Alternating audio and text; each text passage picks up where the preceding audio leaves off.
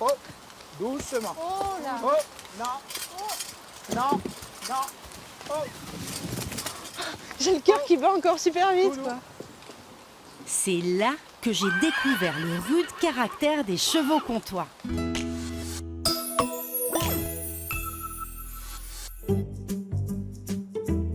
Vous avez vu ça? C'est créatif, non? Ça vient du Jura. Et oui, on m'a gâté là-bas. Merci, Michel. Il y a des épicéas, des sapins, des tilleuls, il y a des feuillus. Et oui, car le Jura est recouvert à 2/3 de forêt. On utilise le bois là-bas depuis des millénaires. Alors j'ai voulu voir comment le bois façonne cette région jurassienne de plus près. Est-ce que vous venez avec moi? Allez, suivez-moi, je vous emmène. C'est là.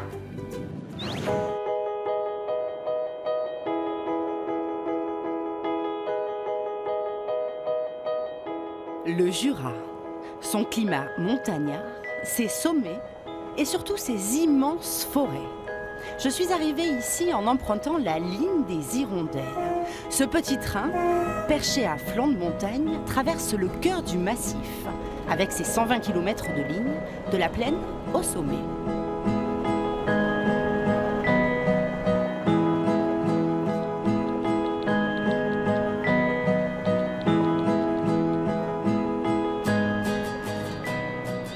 Ma première destination, la forêt de Nonia, près de Lons-le-Saunier. J'aime bien le sommet là-bas. Ici, j'ai pris rendez-vous avec Émilie et Nicolas, qui connaissent bien les bois comme leur poche. Au programme, approcher et comprendre cette forêt millénaire. Il faisait un peu froid ce matin-là, mais j'aime bien ces couleurs qui annoncent l'hiver.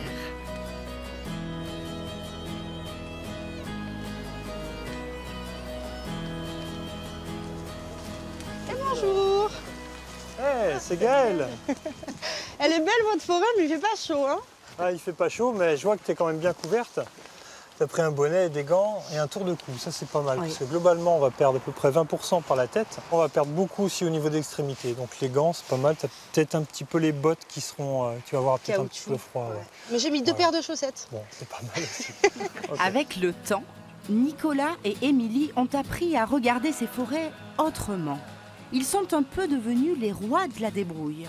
Aujourd'hui, ils aiment partager leurs connaissances et surtout expliquer comment profiter des atouts de la forêt. Alors tu vois Gaëlle, là on est dans une forêt mixte. On est surtout dans une pente bien pentue. Et Alors, fait, rentre bien sur le sur long le de la côté, porte. ouais. Ouais, tu verras, ça va monter comme un escalier. C'est bon? Comme les danseurs. Super, nickel. Hop. Ça, c'est un très bel abri naturel. Très intéressant parce qu'on peut se protéger de la pluie quand il pleut beaucoup. Dès le moment où on est trempé, on est mouillé, on va perdre 20 fois plus de chaleur que si on était sec. Puis là, on a des belles plantes. Je vais laisser Émilie te parler de tout ça. Qu'est-ce que c'est comme plante? c'est une plante qui s'appelle du lierre terrestre. C'est pas comme le lierre? Alors tu vois, tu as du lierre juste à côté. Ça, c'est du lierre. Voilà, on a du lierre et après à côté on a du lierre terrestre. Alors, Ouais, ça s'appelle- regardez, ça ressemble un peu à du persil. Et elle peut nous servir? On Ouais. peut la manger? Tu peux, si tu veux, déjà la froisser entre tes doigts. Ça a une odeur particulière. Ah ouais. Là, c'est une odeur un peu On peut. Frais. un peu musquée, un peu de Ouais. menthe, Exactement. de frais. Menthe poivrée un peu. Donc tout à l'heure, on te fera une petite préparation avec du lierre terrestre. Tu fais quoi? Tu pour le l'infuses? goûter. Alors là, on va faire avec du fromage de chèvre. Ah ouais. Ouais. C'est une plante qui était beaucoup utilisée jadis pour faire des sirops contre la toux. Transmettre votre savoir là, c'est vous le faites tout le temps. C'est notre passion. Prendre conscience que c'est pas uniquement un tapis végétal où tout se ressemble. Apprendre tout ça et le transmettre. Renouer un lien. En fait. De renouer un lien avec la terre. Ben, en fait, vous êtes des vrais couteaux suisses de la forêt. Alors, Ah, on est pas loin de la Suisse. Hein. on n'est pas très loin de la Suisse, effectivement. La cueillette, dormir au clair de lune ou faire un feu dans les bois. Avec ces deux-là, rien n'est impossible. Émilie et Nicolas ont même monté une association. Ils proposent des stages en immersion pour vivre au plus près des éléments, ici, dans le Jura. Tout à coup, ce silence religieux. Ah, ça, c'est typique. En cette saison, la nuit tombe vite. Nous avons donc prévu de faire un feu. Mais vu l'humidité, eh bien je me suis dit que ce n'était pas tout à fait gagné. Et si c'est un tipi, le couchage pour 3 est un peu petit là. C'est pas ça. On va se serrer. Ça n'avait l'air de rien, mais Nicolas allait devoir faire preuve d'une grande dextérité pour allumer son feu et faire cuire la soupe. Je vous avoue que moi, j'ai eu comme un doute. Le bois était trempé. Ça a une importance la taille du bois? Simplement pour avoir du bois sec. Puisqu'au cœur, il va être sec, je l'ai récupéré le plus droit possible, mort bien sûr. Et sur pied, s'il touche le sol, je vais avoir de suite de l'humidité. On va plutôt le faire façon bushcraft, c'est-à-dire artisan de la nature, un petit peu comme les colons quand ils ont découvert l'Amérique. Ils utilisaient ce qu'on appelle un briquet acier silex. Il faut savoir que ce type de briquet est utilisé depuis l'âge de fer.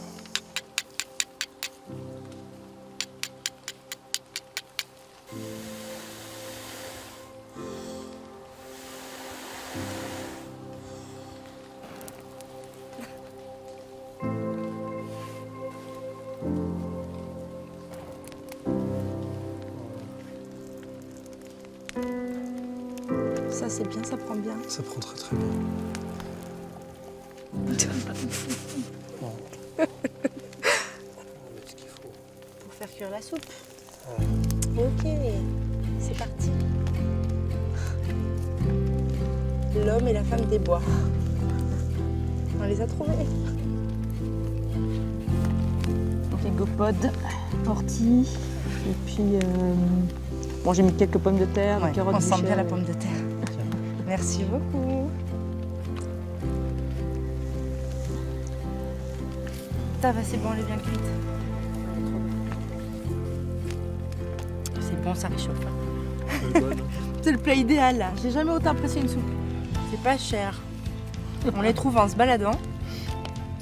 On les prépare facilement et ça donne de l'énergie. Bon, je vais reprendre la route maintenant que je suis un peu chauffée. Merci beaucoup. Hein. Merci. Puis Jura, terre d'aventure quoi. Si près de chez soi. Non, mais c'est génial avec un tipi, du feu. Super. Nicolas a assuré pour le feu. J'étais bluffée. Pour cette première journée dans le Jura, j'ai été servie.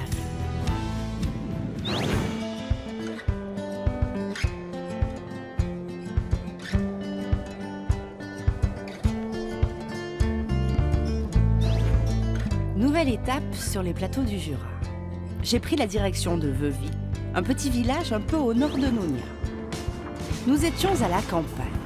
Et ici, comme souvent, la vie culturelle est restée riche. Dans son atelier, Benoît Jaillet aime travailler le bois du Jura. Il est sculpteur. Ses gestes sont précis et son regard aiguisé. C'est un amoureux des volumes et du mouvement. Le bois dans le Jura, on s'en sert aussi pour le sculpter. Là, on va voir un artiste. Cet artiste s'appelle Benoît. En principe, il est là, il nous attend. Entrez. Il est là. Bonjour. Bonjour, Benoît. Je suis très surprise d'arriver ici, à Veuvy, ce petit village. Je ne pensais pas trouver une galerie et puis je vous trouve là. Galerie, c'est peut-être un grand mot, mais en tout cas, oui, c'est un lieu d'expo. C'est un beau lieu pour travailler. En quoi c'est idéal? C'est en pleine nature. Ouais. C'est calme. Il y a un côté paisible. L'immobilier est pas cher. Ouais, ça compte. Hein. Ça compte pour avoir un grand Quand atelier. même, ouais. Ouais, c'est un lieu idéal. Toutes ces belles œuvres-là, elles sont travaillées avec du bois du Jura, bien sûr. Ah oui, le Jura, c'est un département où il y a énormément de forêts. On peut récupérer du bois quasiment partout. Donc c'est uniquement des essences qu'on trouve dans la région. C'est une façon de penser, c'est une façon de travailler, c'est une gestuelle. C'est presque un matériau idéal. Il force à ralentir le temps, il force à se concentrer, il est sensuel. Vous avez de belles œuvres, hein, Merci. très belles œuvres.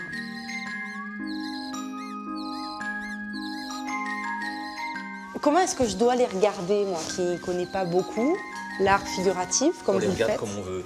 Il n'y a pas de règles pour regarder. On peut tout à fait se contenter d'une forme, du plaisir d'une représentation, d'un rythme qui nous plaît. Vraiment, il n'y a pas de recette. Qui vient vous rendre visite ici? Très souvent, des gens qui ont envie de s'y mettre. C'est-à-dire que le bois, cet avantage, c'est que c'est quelque chose qui est assez accessible. Ah ouais? Ouais. Je pense que ça rejoint aussi une sorte d'imaginaire gestuel.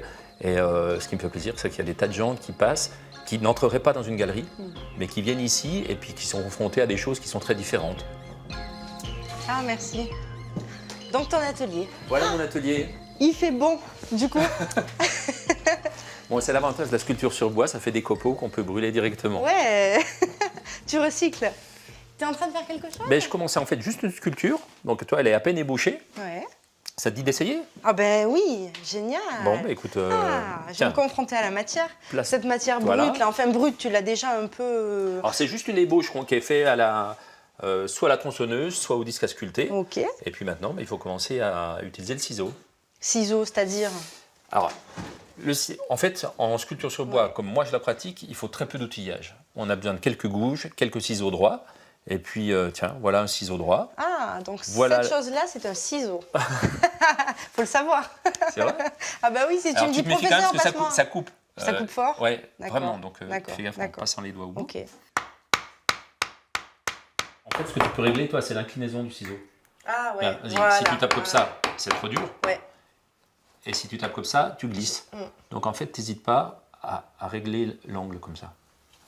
Voilà, très bien. Ah, je sens que tu fais pression, tu me guides là.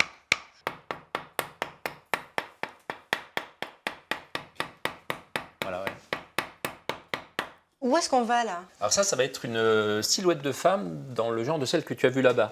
J'aime beaucoup aussi, moi, les formes qui sont pleines et rondes. Si je fais n'importe quoi de cette œuvre-là, c'est dramatique? Non, parce que ici, je t'ai fait, en fait taper en remontant pour Ok. pas que tu sois à contre-bois. Ah. Bon, C'est un ça début. commence à t'aller. C'est un début d'arrondi. Montre-moi, toi.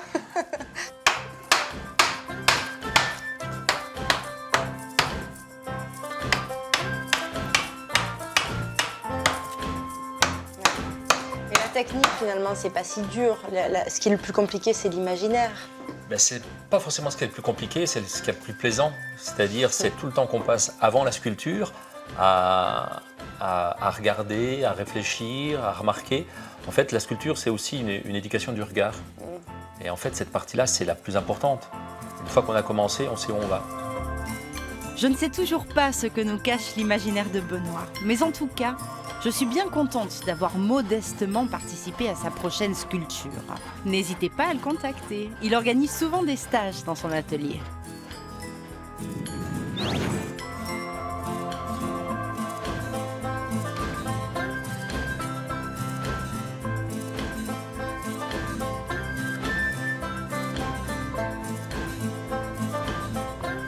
Ici, à la Chaumus, près des Rousses, on connaît aussi très bien la forêt. Dans cette ferme perdure un usage très ancien. Utiliser le cheval pour chercher les troncs dans les bois. L'animal est alors vu comme un allié de l'homme qui l'épaule dans son travail. Michel est le maître de ces lieux. Aujourd'hui, il organise une formation pour des jeunes des environs qui veulent apprendre.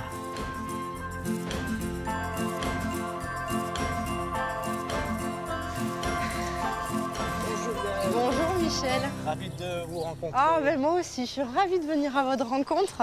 À vous et puis vos chevaux. Bonjour. Vous avez des bêtes magnifiques. Oui, des beaux chevaux comtois. Vous vous apprêtez à partir en balade? Oh, c'est pas vraiment une balade. Aujourd'hui, on va essayer de faire une partie débardage avec nos stagiaires. Je peux vous donner un coup de main? Bonjour. Laurent. Gaëlle. Bonjour. Bonjour. Et ça, c'est Balise. Balise? C'est elle? C'est une Oui. jument? Oui. Eh, oh, Balise. Elle est sympa? Oui. Elle a l'air un peu... Très généreuse. C'est vrai? Qu'est-ce que je peux faire? Faut Faut passer les... Ouais? Elle m'écoute pas moitié, hein. C'est pas gagné-gagné. Hein. Vous le savez, les chevaux, c'est mon truc. Mais je connais mal le comtois. Ils peuvent tirer de très lourdes charges et la façon de les atteler est particulière. Ils doivent pouvoir tracter les arbres sans se blesser. Donc on va faire une petite vérification de l'attelage avant de partir. Donc la gourmette, la muserolle, le sous-gorge, le collier. Ça y est, c'est parti. Direction la forêt.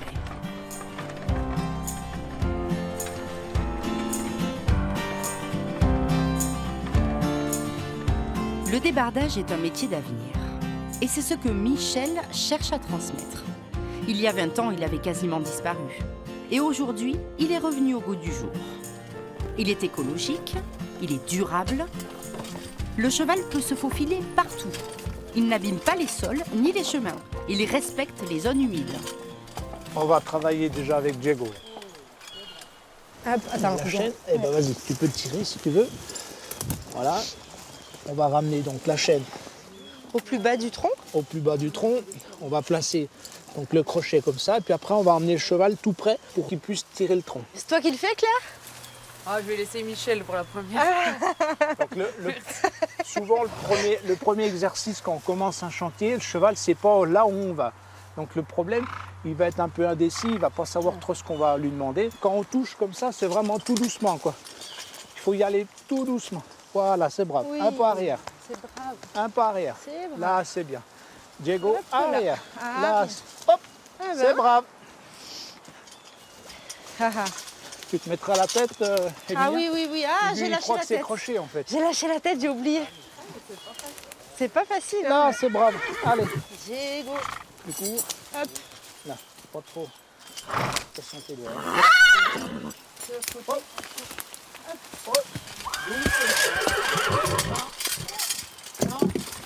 Il a fait bête là. Là, c'est impressionnant. Vous avez vu, c'est cabré. Là, je vous garantis que ça fait vraiment flipper. C'est ce qu'on n'a pas avec un tracteur. J'ai le cœur qui bat encore super vite, quoi. Vas-y, Emilia, lève-toi. Hop, voilà. Allez, Laurent. À droite. Oui, c'est bien à droite encore. Là, c'est brave. Allez, Ah voilà. oui, là, ça va tourner. Droite, c'est, droite, droite, moi, droite, je droite. me déplace. Ah ouais.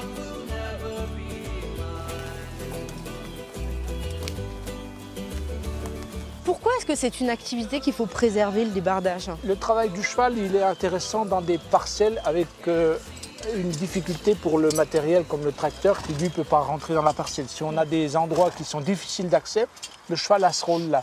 On peut être aussi dans le cas particulier d'être sur un captage d'eau, tout simplement. On a un captage d'eau, tout un moteur est interdit à ce moment-là, donc on fait des fois appel au travail du cheval. Là où il sort vraiment l'épingle du jeu, le cheval, c'est au moment où on tire des petits bois, de petits volumes dans des endroits difficiles. Michel, Claire, Émilien, Laurent, ces Jurassiens cherchent à faire vivre un usage, une tradition, le débardage à cheval dans les bois. Ce n'est pas du folklore, mais une alternative douce et agile, en complément du travail mécanique. Et finalement, elle est sûrement un peu aussi là, la modernité.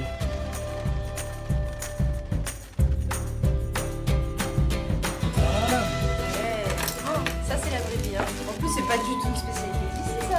La galette au sucre. Ah bah si, c'est vrai. Le sucre, hein. Le sucre, oui. Le sucre, en fait, c'est une spécialité de Paris. Ah, bah voilà, c'est ça, c'était pour toi, en fait. Moi, je me prends la petite, là, allez. Moi, je vais vous laisser repartir. Merci beaucoup pour l'apprentissage.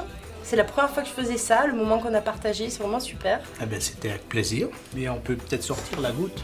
Ah bon? Oh, ouais, je sais pas. Ça fait les yeux, la tête.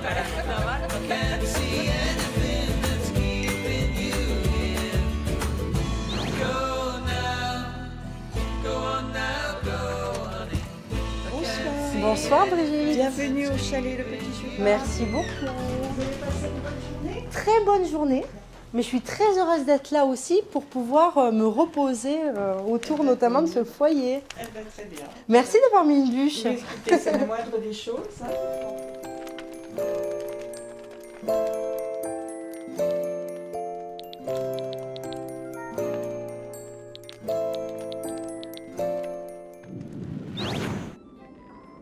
Le Jura et sa forêt ont une longue histoire commune qui a traversé les époques.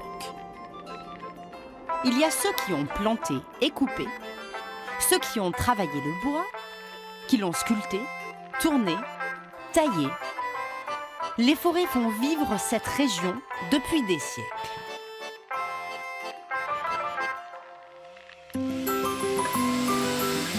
Les temps ont changé depuis l'âge d'or des années 50. Beaucoup d'usines et de scieries ont été fermées.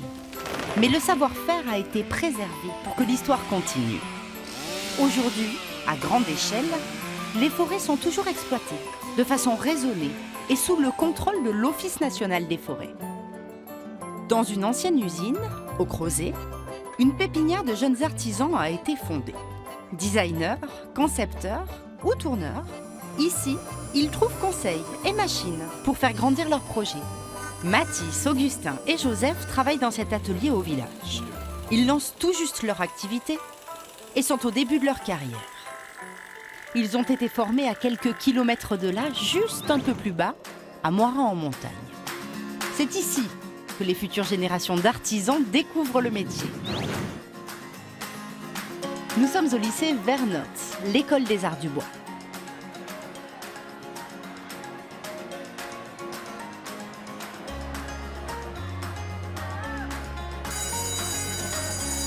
Allez, on se dépêche, à sonner là. Excusez-moi, Gaëlle Grondon. C'est moi. Enchantée. Pas moi quand même. Corinne Renaud, non, mais. M'engueulez pas. Non, mais voilà. c'est Donc ça. madame le proviseur. C'est ça. Ça paraît clair. C'est ça. Ok. Désolée. Bon. Bienvenue au lycée Pierre Vernotte. Le lycée Vernotte s'inscrit dans la tradition jurassienne du travail du bois. Du CAP à la licence, on ponce, on découpe, on scie, on tourne dans les règles de l'art.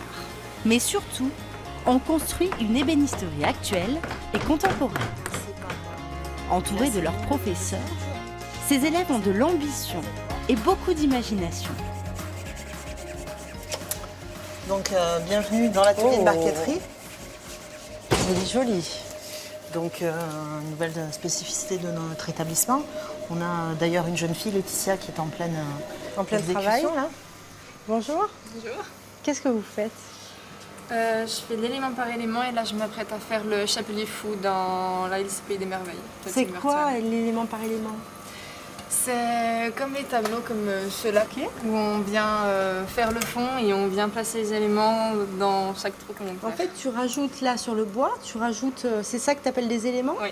Ah, et tu as fait ton petit croquis avec les C'est numéros? C'est quoi les numéros? C'est pour me repérer dans les pièces parce que là je vais avoir 123 pièces. Comme un puzzle, en fait. Quelle qualité il faut pour faire le sciage comme tu fais là? La patience. Oui, c'est clair. De la patience, il en faut, oui, car la marqueterie demande beaucoup de minutie et une grande technique d'exécution. C'est un peu le credo ici, que les élèves passent par cet apprentissage académique et qu'ensuite, une fois les gestes acquis, ils travaillent sur leur propre créativité. Mais par contre, je pense que ça peut être intéressant. Jules, lui, est en seconde année de brevet des métiers d'art et il est en plein travaux pratiques. Exercice du jour, les pieds, style Louis XV. Ça, c'est une bastringue. Ça sert à limer? Ça sert à faire des copeaux. Ça. Ok. Il serait destiné à aller sur quel meuble? C'est pas destiné à aller sur un meuble, comme c'est un exercice, on va juste l'aménager, cette pièce, pour faire en sorte que même si c'est un exercice, comme on est au lycée, on va pas faire tout un bureau Louis XV. On fait juste un pied pour apprendre à faire le pied. Après, on va mettre deux traverses qui vont venir là, des bouts de bois, qui vont venir comme ça, et puis de l'autre côté. Ouais. Et ça va aller contre un mur, comme s'il y avait un coin de table qui sortait du mur. D'accord. Si tes profs te donnaient carte blanche, là, t'aimerais faire quel meuble? Un peu le meuble de tes rêves, en quelque sorte. Ce sera une bibliothèque. Et ta bibliothèque à toi, sortie de ta tête, elle est comment? Je sais pas encore. C'est vrai? C'est en cours de Ça- projet. Tu es en train de maturer le... Les enseignants poussent les élèves à travailler leur imaginaire, à le construire et à l'argumenter. Ils doivent être capables de convaincre, comme plus tard, dans le monde du travail. Tes formes, elles sont venues comment? Elles sont venues justement, je me suis inspiré de la musique métal. Et tu avais quoi? Tu avais des documents? Tu avais... Des artistes. Bah, je me suis fait une bibliothèque dans mon PC en fait, Alors, t'avais des à documents. partir d'internet.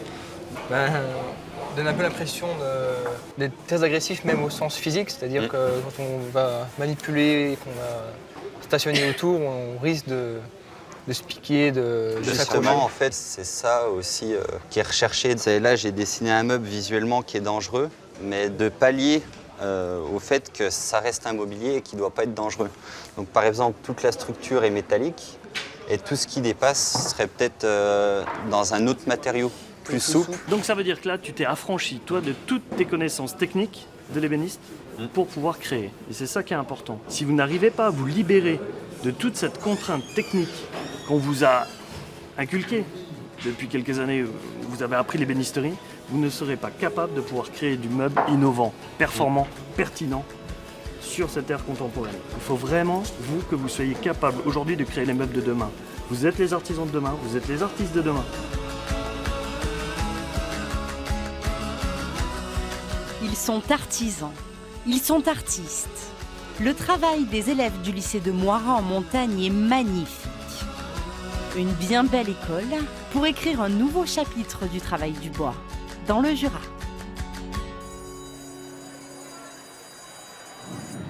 Dans toutes ces filières autour du travail du bois, il y a des hommes, des femmes, des jeunes, des moins jeunes. Et oui, la forêt est inspirante. Moi, en tout cas, elle m'a donné envie d'aller me balader. Pas vous? Et en plus, c'est de saison. Et toute l'année, il y a mon blog sur France 3 Bourgogne et Franche-Comté. Et puis les réseaux sociaux, bien sûr. On reste en lien d'ici un autre épisode.